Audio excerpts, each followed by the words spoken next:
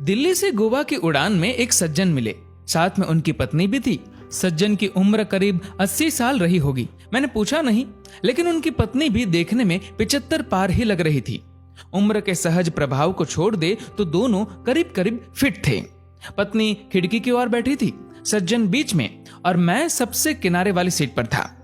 Plane की उड़ान भरने के साथ ही पत्नी ने कुछ खाने का सामान निकाला और पति की ओर किया। पति कांपते हाथों से धीरे धीरे खाने लगे। फिर फ्लाइट में जब भोजन सर्व होना शुरू हुआ तो उन लोगों ने राजमा चावल का ऑर्डर किया। दोनों बहुत आराम से राजमा चावल खा रहे थे। कोल्ड ड्रिंक में उन सज्जन ने कोई जूस लिया था। खाना खाने के बाद जब उन्होंने जूस की बोतल के ढक्कन को खोलना शुरू किया तो उनसे ढक्कन खुला ही नहीं।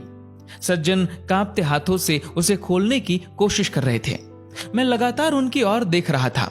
मुझे लगा कि ढक्कन खोलने में उन्हें मुश्किल आ रही है, तो मैंने शिष्टाचार हेतु कहा कि लाइए मैं खोल देता हूं। सज्जन ने मेरी ओर देखा, फिर मुस्कुराते हुए कहने लगे कि बेटा, ढक्कन तो मुझे ही खोलना होगा। मैंने कुछ पूछा नहीं, लेकिन सवाल भरी निगाहों से उनकी ओर देखा। ये देख, सज्जन ने आगे कहा, बेटा जी, आज तो आप खोल देंगे, लेकिन अगली बार कौन खोलेगा? इसीलिए मुझे खुद खोलना आना चाहिए। पत्नी भी पति की ओर देख रही थी। जूस की बोतल का ढक्कन उनसे अभी भी नहीं खुला था, पर सज्जन उसे खोलने की कोशिश में लगे रहे और बहुत कोशिश करने के बाद उन्होंने ढक्कन खोल ही दिया। दोनों आराम से जूस पी रहे थे। मुझे दिल्ली से गोवा की इस उड़ान में जिंदगी का एक सबक मिला। सज्जन ने मुझे बताया कि उन्होंने ये नियम बना रखा है कि अपना हर काम वो खुद करेंगे। घर में बच्चे हैं, हंसता खेलता परिवार है, सब साथ ही रहते हैं, पर अपनी रोज की जरूरतों के लिए वे सिर्फ पत्नी की ही मदद लेते हैं, बाकी किसी की नहीं। वो दोनों एक दूसरे की जरूरतों को समझते हैं। सज्जन ने मुझसे कहा कि जितना संभव हो अपना काम खुद करना चाहिए। एक बार अगर काम करना छोड़ दूंगा, दूसरों पर निर्भर हुआ, तो समझो बेटा कि बिस्तर पर ही पड़ जाऊंगा। फिर मन हमेशा यही कहेगा कि ये काम इससे करा लूं, वो काम उससे। फिर तो चलने के लिए भी दूसरों का सहारा लेना पड़ेगा। अभी चलने में पांव कांपते हैं, खाने में भी हाथ कांपते हैं, पर जब तक आत्मनिर्भर रह सको रहना चाहिए।